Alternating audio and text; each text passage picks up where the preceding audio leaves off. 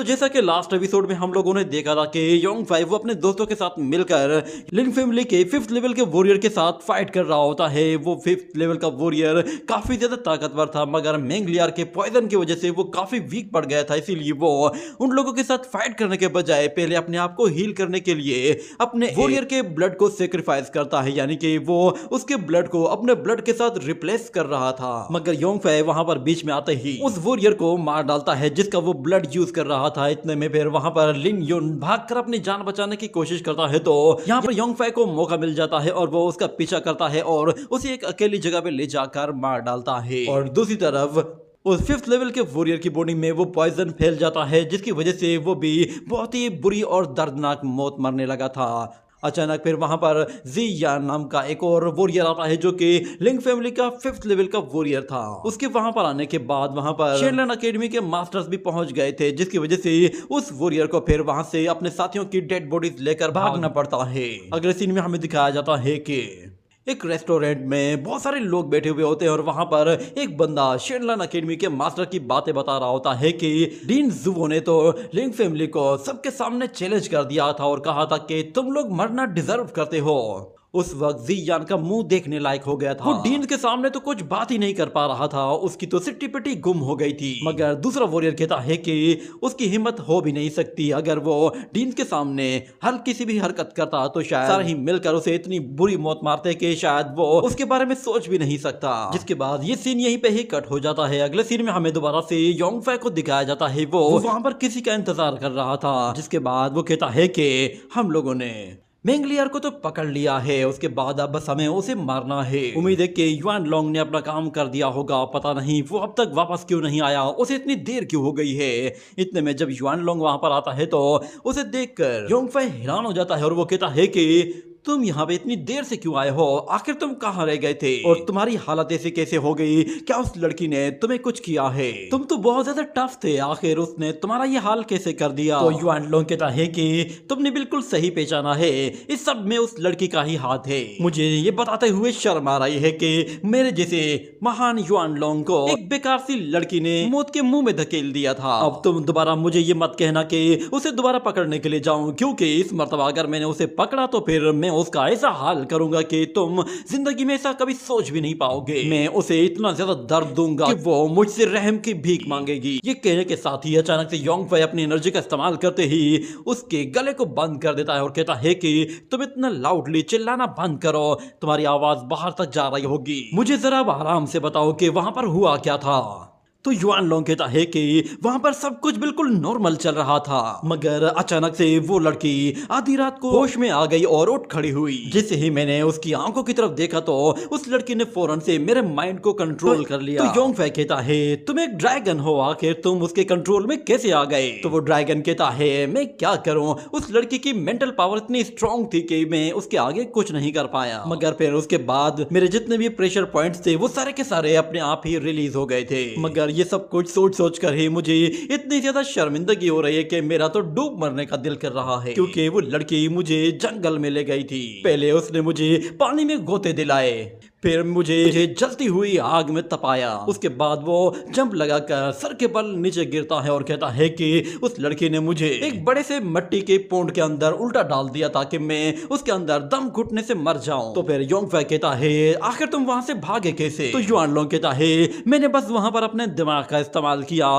मैंने जैसे ही उस लड़की को देखा कि उसका ध्यान मेरी तरफ नहीं है, मैंने फौरन से वहां से कल्टी मारते हुए 9-2-11 होकर उससे बहुत ज्यादा दूरी बना ली। तो योंगफाई कहता है क्या उस लड़की ने अपने जेड लोटस का इस्तेमाल करके तुम्हारा पीछा नहीं किया। ये सुनकर युआन लोंग को एक झटका सा लगता है और वो कहता है कि अरे हाँ, वो ऐसा कर सकती थी। इतना कहते ही योंगफाई उसे एक जोर से थप्पड़ मारता है और कहता है कि बेवकूफ, तुम इतना भी नहीं मालूम कि वो लड़की बुरी तरह से इंजर्ड थी, तुम्हें उसे वहीं पर ही निपटा देना चाहिए था, क्योंकि वो लड़की अगर बिल्कुल रिकवर कर चुकी होती तो वो तुम्हें अपनी एनर्जी का इस्तेमाल करके ही मार डालती, मगर उसने ऐसा कुछ भी नहीं किया। चलो अब मुझे वहां पर लेकर जाओ, हमें उसे दोबारा से ढूंढना होगा। ये कहने के बाद वो लोग दोबारा से उसी जगह पर जाते हैं जहां पर रात के टाइम पर युआन लॉन्ग उसे लेकर आया था। योंग फाई देखता है कि वो लड़की वहां पर आसपास कहीं भी मौजूद नहीं है, मगर युआन लॉन्ग कहता है वो यहाँ पर आसपास ही कहीं पे मौजूद होनी चाहिए, मुझे सब फील हो रहा है कि शायद वो यहीं कहीं है। तो यहाँ पर योंग फाई वो अपनी विजन पावर का इस्तेमाल करते ही उस लड़के को ढूंढने की कोशिश करता है तो उसे दिखाई देता है कि वहां पर पास में ही मेंग लियार की कोई चीज पड़ी हुई है। ये देखते ही वो लोग फौरन से फिर वहां पर उन झाड़ियों के पास जाते हैं तो उन्हें वहां पर मेंग लियार का हेयर टेक्सचर मिल जाता है, जिस पर योंग फाई को याद आता है कि ये हेयर टेक्सचर बिल्कुल उसी लड़की के हेयर टेक्सचर से मैच होता है। और युआन लोग भी कहता है कि इस हेयर को देखकर तो साफ पता चल रहा है कि वो लड़की यहीं पे ही थी। और वहां पर उन लोगों को अचानक से मेंग लियार के कपड़े दिखाई देते हैं जो कि उसने एक दरख्त के साथ लटकाए हुए होते हैं। तो वहां वो लोग जैसे ही उस दरख्त के पास जाते हैं तो अचानक योंग फाई को फील होता है कि जैसे कोई चीज उसकी तरफ आ रही है। वहां पर मेंग लियार ने उनके ऊपर से बहुत सारे रिंग्स थ्रो करके उन्हें मारने की कोशिश की थी, मगर योंग फाई फौरन से वहां से पीछे हट जाता है और अपने आप को उन रिंग्स से बचा लेता है। इतने में वो रिंग्स दोबारा से वापस हवा में ऊपर जाते हैं तो हमें दिखाया जाता है कि मेंग लियार उन लोगों के बिल्कुल ऊपर मौजूद थी और उसका जेड लोटस भी उसके पास होता है। उसे देखकर ऐसा फील हो रहा था कि जैसे वो अपनी पावर्स को पूरी तरह से रिकवर कर चुकी है। और योंग फाई को देखते ही वो कहती है कि तो फाइनली तुम मरने के लिए यहाँ पर आ ही गए। वो लड़की जब अपनी पावर्स को यूज कर रही होती है तो युआन लोंग कहता है ये कैसे पॉसिबल है, ये लड़की तो सीरियसली इंजर्ड थी। मगर योंग फाई कहता है कि 10 टाइम सेक्ट के लोगों से यही उम्मीद है, तुमने असल में खुद को बहुत पहले ही रिकवर कर लिया था और जानबूझकर तुमने बेहोश होने का नाटक किया था ताकि तुम हमें यहाँ पर धोखे से फंसा सको। और तुमने युआन लोंग को जानबूझकर भागने का मौका दिया था, तुम जानती थी वो मेरे पास ही आएगा। सच में तुम बहुत ही ज्यादा शातिर और साजिशी लड़की हो। तो मेंग लियार कहती है कि चलो अब मरने के लिए तैयार हो जाओ, यही वो जगह है जहां तुम्हें दफनाया जाएगा। मगर बीच में ड्रैगन चिल्लाते हुए कहता है कि जरा 1 मिनट रुको, मुझे एक बात अभी भी क्लियर करनी है, आखिर हमने तुम्हें पकड़ा था या फिर तुमने हमें पकड़ा है? अगर तुम हमारे हाथों पकड़ी गई हो तो फिर याद रखना कि ग्रैंडपा लोंग तुम्हारा ऐसा हाल करेंगे कि तुम्हें सोचकर भी डर लगेगा, क्योंकि मैं तुम्हें 100 टाइम्स ज्यादा टॉर्चर करूंगा और मेरे टॉर्चर करने का मतलब तो तुम जानती हो। मेंग लियार समझ जाती है कि ये एक छिछोरा ड्रैगन है, इसलिए वो युआन लोंग से कहती है कि पहले तो मैं तुम्हारी बत्ती गुल करूंगी। इतना कहते ही वो दोबारा से वही रिंग्स उसकी तरफ थ्रो करती है तो युआन लोंग वो फौरन से वहां से भागते हुए अपनी जान बचाता है। और योंग फाई से कहता है कि तुम खड़े क्या तमाशा देख रहे हो, चलो जाकर मारो उसे। तो योंग फाई अपनी सोड निकालते ही फौरन से उसकी तरफ आगे जाता है और बिल्कुल उसके सर पे जा पहुंचता है, जिस पर मेंग लियार वो उसे देख लेती है। और इससे पहले कि योंग फाई उस पर हमला करता, वो लड़की अपने रिंग्स को दोबारा से वापस बुलाती है और हमें दिखाया जाता है कि वहां पर एक जोरदार धमाका होता है। और मेंग लियार वो योंग फाई से कहती है कि अच्छा तो ये है तुम्हारी ट्रिक, तुम उस ड्रैगन के जरिए मेरा ध्यान बटाना चाहते हो। मगर योंग फाई कहता है कि मैं तुम्हारी वीकनेस के बारे में जानता हूँ, तुम्हें डिस्ट्रैक्ट करना कोई बड़ी बात नहीं। और वैसे भी युआन लोंग ने तो तुम्हें मारने के लिए मुझे बहुत पहले ही ज्वाइन कर लिया है और तुम इस वक्त इस लायक हो ही नहीं कि मेरे साथ एक लाइफ एंड डेथ बैटल लड़ सको। भले ही तुम्हारी कैलकुलेशंस वो काफी ज्यादा अच्छी हैं और तुमने काफी तैयारी की है, मगर फिर भी तुम मेरा कुछ नहीं बिगाड़ पाओगी। मगर मेंग लियार कहती है कि एक बात तो तुमने सही कही है कि मेरी कैलकुलेशंस काफी अच्छी हैं। इतना कहने के बाद वो दोबारा से अपनी एनर्जी का इस्तेमाल करते हुए अपने आप को ट्रांसफॉर्म करना शुरू कर देती है, जिसके बाद हम देखते हैं कि वो लड़की दोबारा से अपने एविल स्पिरिट फॉर्म को एक्टिवेट कर देती है, जिसकी वजह से उसका लेवल अपग्रेड हो जाता है और वो 5th लेवल में जा पहुंचती है। उसकी बॉडी से निकलने वाली एनर्जी इतनी ज्यादा खतरनाक होती है कि हर जगह टकराते ही हर एक चीज को डिस्ट्रॉय कर देती है। और युआन लोंग कहता है अरे नहीं, लगता है कि इसने फिर से अपनी सील को अनलॉक कर दिया है। मगर यहाँ पर योंग फाई के पास ऑलरेडी अपना एक प्लेन रेडियो होता है, जिसके साथ वो अब युआन लोंग के साथ मिलकर काम करने वाला था। और दूसरी तरफ मेंग लियार वो अपनी सोड का इस्तेमाल करते ही एक बहुत ही बड़ी स्पिरिचुअल सोड क्रिएट कर लेती है। और योंग फाई से कहती है कि अब इस अटैक को जरा गौर से देखना, क्योंकि यही वो अटैक है जो तुम्हें मारने वाला है। मगर योंग फाई जैसे ही युआन लोंग की तरफ इशारा करता है तो युआन लोंग समझ जाता है कि उसे क्या करना है। और योंग फाई यहाँ पर मेंग लियार से कहता है क्या तुम्हारे अंदर इतनी हिम्मत है कि तुम मुझे मार सको? तो मेंग लियार गुस्से में आकर अपनी वो जायंट सोर्ड जैसे ही थ्रो करती है तो वो सीधा योंग फाई के ऊपर आ रही होती है। और इससे पहले कि वो योंग फाई से टकराती, योंग फाई फौरन से युआन लोंग को आवाज देता है और युआन लोंग अचानक से उड़ने लगता है और आकर योंग फाई को वहां से निकाल कर दूर ले जाता है।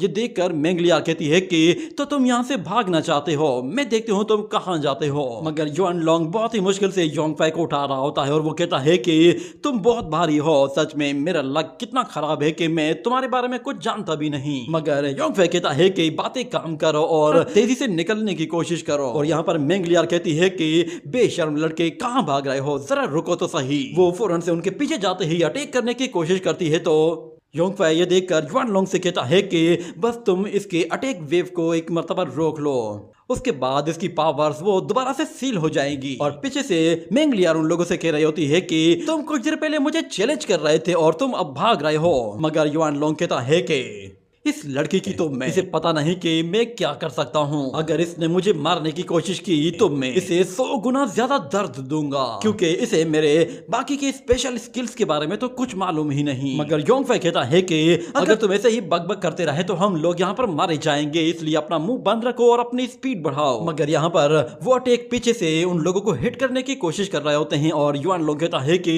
लगता है कि शायद अब मुझे अपना सबसे बेस्ट मूव ट्राई करना होगा, मगर उस अटैक को करने के लिए मुझे अपनी लाइफ फोर्स को यूज करना पड़ेगा, शायद मेरी 10% लाइफ खर्च हो जाएगी। मगर वो कहता है नहीं, शायद मेरी कैलकुलेशन गलत है, कहीं मेरी 30% लाइफ ही ना चली जाए और उसे दोबारा से ठीक करने के लिए मुझे बहुत सारी मेडिसिनल हर्ब्स की जरूरत पड़ेगी। मगर वो देखता है कि पीछे से मेंगलियार एक और अटैक करने वाली है और इस मर्तबा मेंगलियार जो अटैक करती है वो सीधा जाकर उन लोगों को हिट करता है, जिसकी वजह से वो दोनों ही नीचे जा गिरते हैं। मगर दोनों में से किसी को कोई भी चोट नहीं लगी थी। और यहाँ पर युआन लॉन्ग कहता है अगर मैंने अपना ब्लैक टर्टस आर्मर ना पहना होता तो शायद हमारे टुकड़े टुकड़े हो जाते। और दूसरी तरफ फिर योंगफाई वो मेंगलियार को वहां पर देखते ही युआन लॉन्ग से कहता है कि तुम जितने स्किल्स यूज करना चाहते हो कर लो, मैं तुम्हें शेनलान अकेडमी से सारी मेडिसिन दिलवा दूंगा। ये सुनते ही युआन लॉन्ग कहता है तो फिर ऐसी बात कहो ना। इतने में अचानक वो अपने मुंह से एक रेड फ्यूम रिलीज करता है जो कि हर जगह फैल जाता है और युआन लॉन्ग खुद को छुपा देता है। हमें दिखाया जाता है कि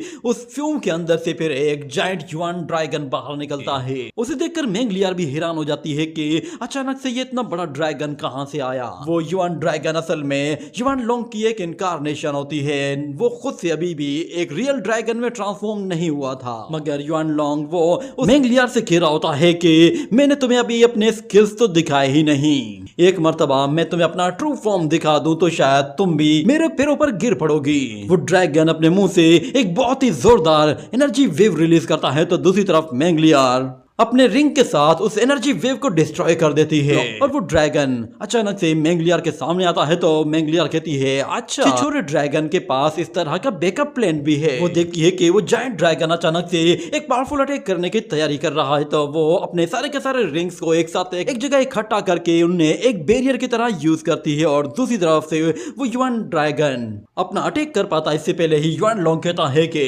बेवकूफ लड़की, क्या तुम्हें लगता है कि मैं तुम्हारे साथ यहाँ पर डेथ बैटल लड़ने वाला हूं। ये कहने के साथ वो अपनी उस जायंट इनकारनेशन को लेकर वहां से तेजी से भागने की कोशिश करता है।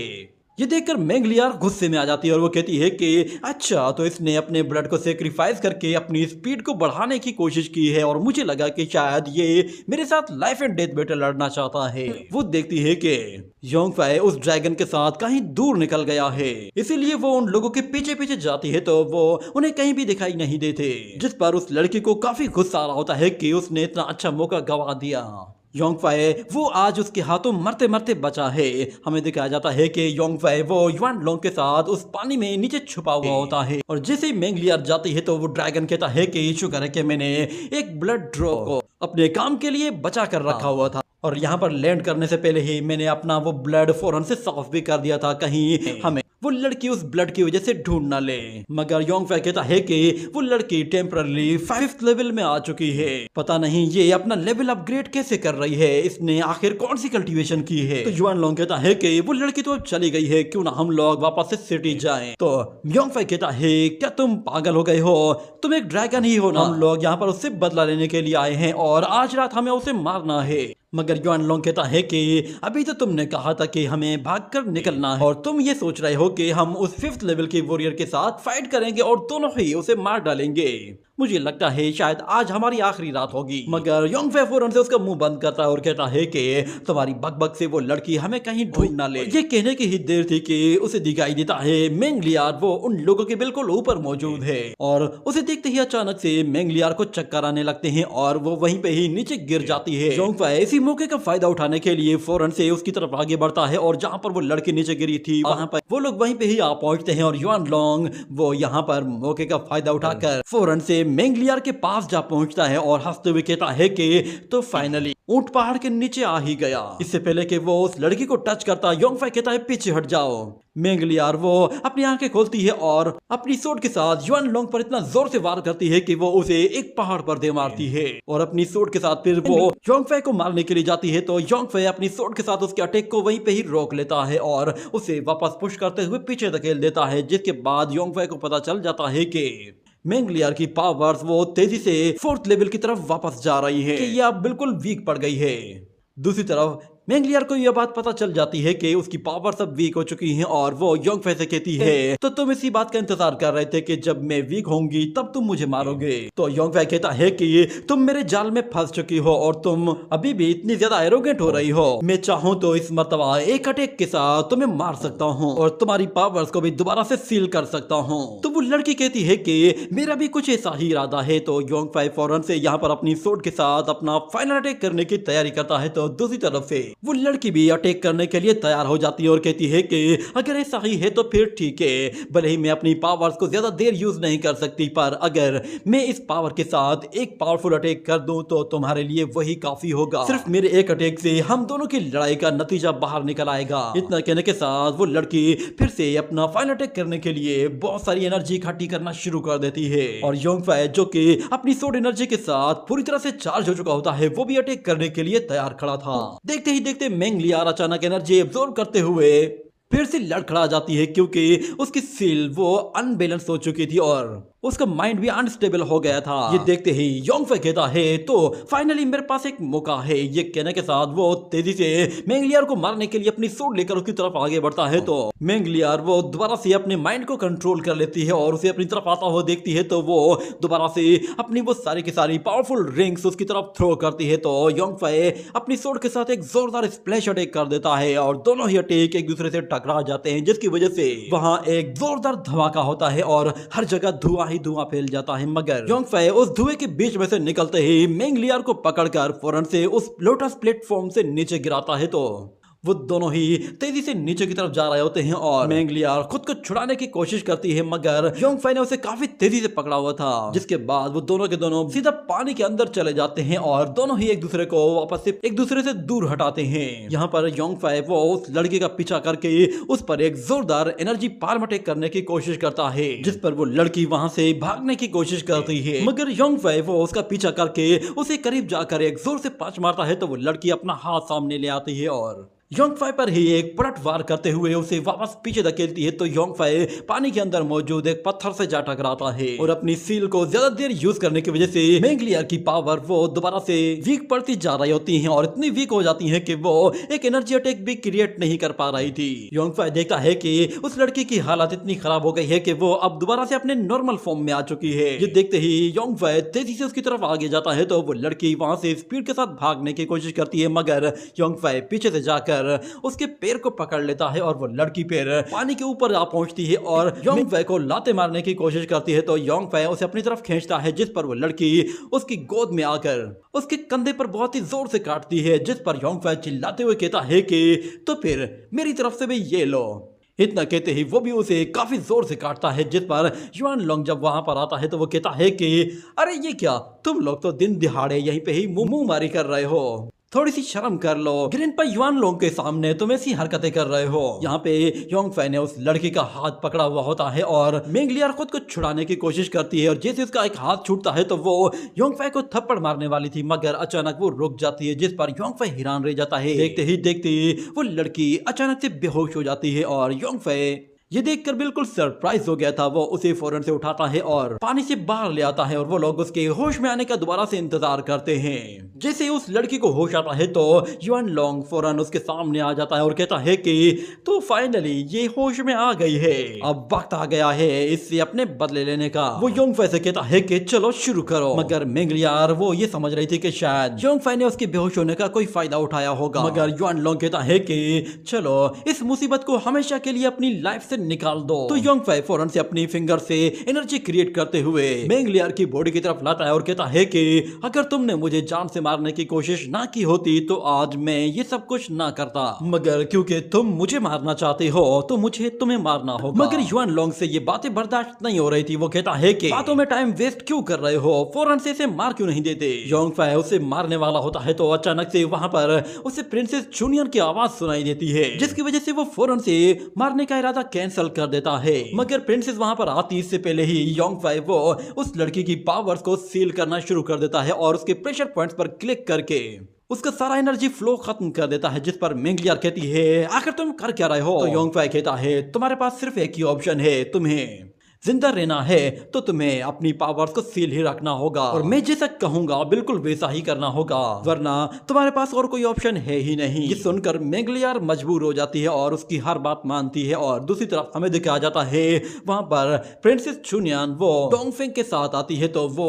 उन दोनों को वहां पर देखकर काफी हैरान होते हैं और प्रिंसेस कहती है कि तुम लोग यहाँ पर क्या कर रहे हो और मेंगलियार की हालत इतनी खराब क्यों है। तो योंगफाई उन लोगों को बताता है कि फाइट के बीच में अचानक से मेंगलियार कहीं डिसअपियर हो गई थी तो मैं उसे ढूंढने के लिए यहाँ पर आया था और मैंने देखा कि ये अचानक से पानी में नीचे गिर गई है तो मैं इसे बाहर निकालने के लिए पानी में गया था। ये बात उन लोगों को काफी अजीब लगती है, मगर मेंगलियार कहती है जो योंगफाई कह रहा है वो सही है। ये बात उन दोनों लड़कियों को चौंका देती है कि आखिर मेंगलियार को सहारे की जरूरत कैसे पड़ गई। मगर वो योंगफाई से कहते हैं कि तुम देख क्या रहे हो, मेंगलियार नीचे पड़ी है और तुम उसे सहारा भी नहीं दे रहे। ये सुनकर योंगफाई फौरन से मेंगलियार की तरफ हाथ आगे बढ़ाता है और उसे सहारा देकर फौरन से ऊपर उठाता है। इतने में वो एक और प्रेशर पॉइंट पर भी क्लिक कर देता है और कहता है कि मेंगलियार काफी बुरी तरह से इंजर्ड है, उसे हील करने के लिए हमें इसे फौरन से ले जाना होगा। वो मेंगलियार से कहता है कि तुम्हें भी अपना ख्याल रखना होगा क्योंकि तुम्हारी इंजरीज वो काफी गहरी हैं और फिलहाल तुम कुछ टाइम के लिए अपनी पावर्स को बिल्कुल भी यूज मत करना।